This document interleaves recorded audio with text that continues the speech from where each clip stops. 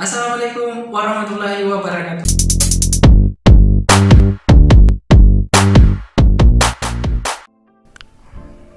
Pada kesempatan ini kita akan membahas mengenai analisis statistik menggunakan SPSS untuk korelasi bertingkat atau biasa dikenal dengan rank Spearman ya, atau korelasi rank Spearman.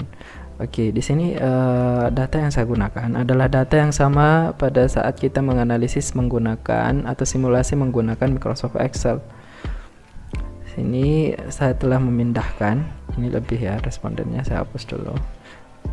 Oke, di sini saya punya data X dan Y sebagaimana data yang telah kita gunakan.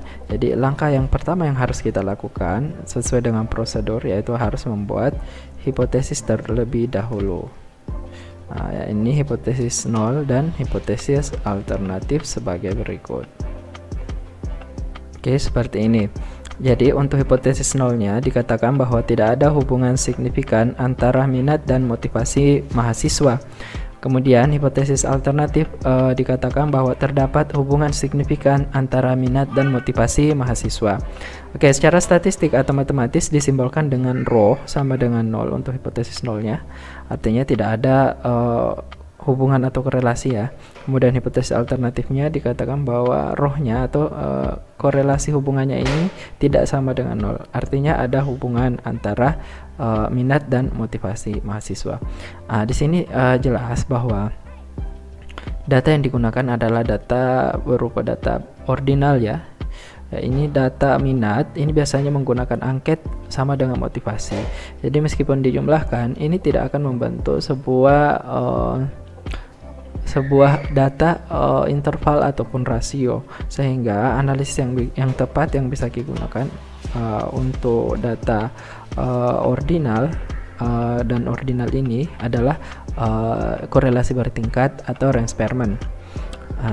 Di sini kita telah disajikan, di sini minatnya adalah X, kemudian motivasinya adalah Y. Selanjutnya setelah kita membuat hipotesis, maka langkah berikutnya adalah melakukan uji statistik.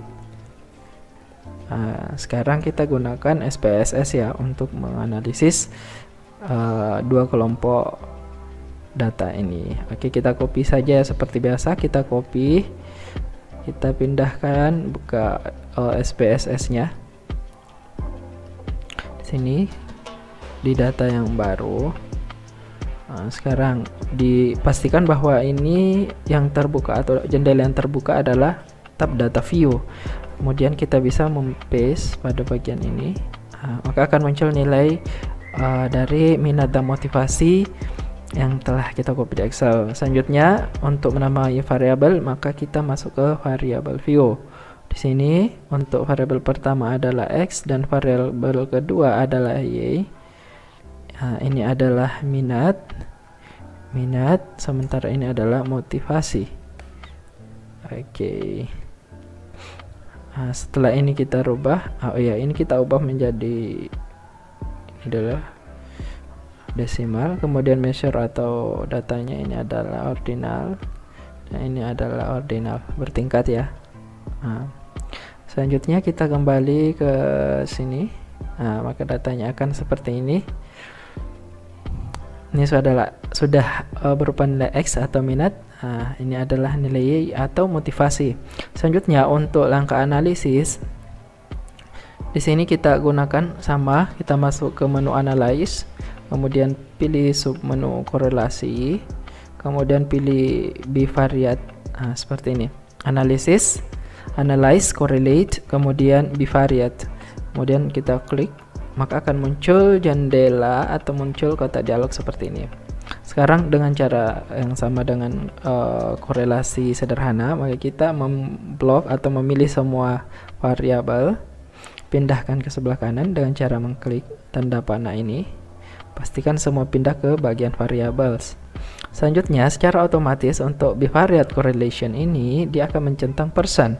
Sementara untuk yang bertingkat kita tidak butuh persen, tetapi kita harus menggunakan rank Spearman seperti ini.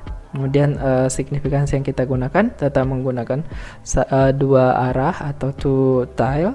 Jika kalian ingin menggunakan satu tile, silahkan pilih di sini. Oke. Setelah variabelnya semua pindah-pindah ke sebelah kanan, kemudian kalian telah mencentang koefisien korelasi atau teknik estimasi koefisiennya, kita gunakan Spearman. Ini kita kan, maka akan muncul Spearman row atau correlation coefficient dari Spearman. Di sini sama dengan yang tadi pada analisis korelasi sederhana, maka kita akan melihat nilai dari korelasi antara minat dan motivasi ini ada di sini. Bisa juga di sini motivasi dengan minat ini sama saja karena ini merupakan korelasi, jadi bisa timbal balik ya. Nilai signifikansinya 0,00 artinya ini signifikan, dan ini n-nya ada 12. Oke, ada 12 pasang ya maksudnya. Nah, ini kita bisa copy, kita copy spesial, coba kita copy dalam bentuk image ya. Jadi saya ambil copy spesial, kemudian saya ambil image saja supaya dia kondisinya tetap sama. Kalian bisa memilih apa plain text atau RTF boleh, atau Excel worksheet boleh. Tapi di sini saya memilih JPG untuk mempertahankan bentuknya ya. Saya copy spesial, kemudian saya paste di bagian sini, kita paste. Oke. Nilainya akan seperti ini. Dia tidak akan mengubah bentuk dari output SPSS-nya. Sekarang apa yang perlu diperhatikan? Yang perlu diperhatikan ini adalah koefisien rohnya. Oke, saya ambil rohnya sampai dengan berapa, kita ambil ini, saya copy atau kita tulis roh hitung. Oke, saya tulis di bawah sini nilainya sama dengan ini ya, kita ambil 0,942. Oke.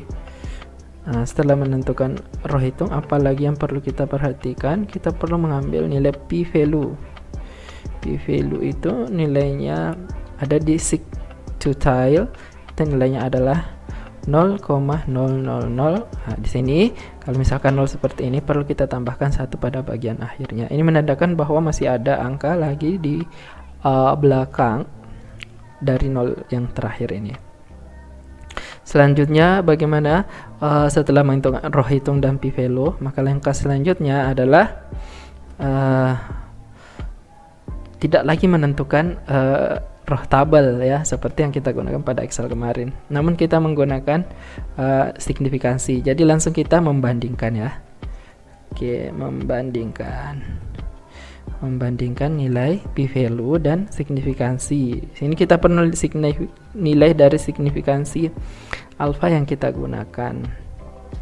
Oke, signifikansi alfa yang kita gunakan di sini nilainya adalah 5% atau setara dengan 0,05. Oke, kriterianya sama dengan yang tadi pada korelasi sederhana.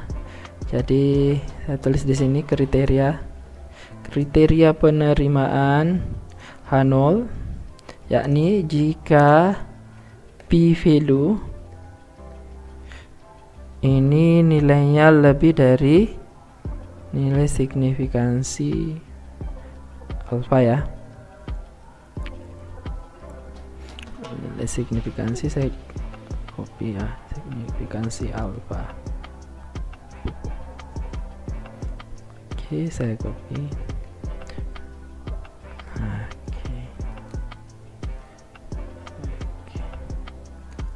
Oke, seperti ini. Sekarang kita lihat kondisi yang sebenarnya. Di sini nilai p value-nya adalah 0,001, artinya p value ini saya tulis nilainya 0,001, ini kurang dari signifikansi ya, nilai signifikansi alfa at 0,05. Oke, ini artinya apa? Artinya artinya H0. Nah, ini berkebalikan dengan kriteria penerimaan H0 ya. Artinya H0-nya di sini ditolak. Oke. Terakhir kita membuat kesimpulan. Jadi kesimpulannya apa? Jadi kesimpulannya seperti ini. Naikkan. Oke, kita ambil, pindahkan dulu ke sebelah sini. Oke. Berdasarkan analisis yang kita lakukan tadi bahwa H0 ditolak sehingga H1-nya diterima. Artinya terdapat hubungan yang signifikan antara minat dan motivasi mahasiswa. Oke, inilah tadi penjelasan bagaimana langkah-langkah melakukan analisis korelasi bertingkat atau Range-Spearman dengan menggunakan SPSS. Jadi jika kita menggunakan SPSS ini langkah uji statistik agak lebih ringkas dibandingkan dengan menggunakan Excel atau cara manual. Oke, demikian langkah-langkah yang bisa kita berikan atau bagaimana simulasi menggunakan SPSS untuk korelasi bertingkat atau Range-Spearman. Jika kalian merasa ada yang tidak dimengerti atau kurang dipahami, silahkan kalian bertanya pada kolom komentar. Ini insya Allah kita akan menjawab. Kemudian jika kalian merasa video ini bermanfaat bagi kalian, silahkan di share, di like, dan jangan lupa untuk di subscribe. Oke, saya akhiri dengan ucapan Assalamualaikum warahmatullahi wabarakatuh.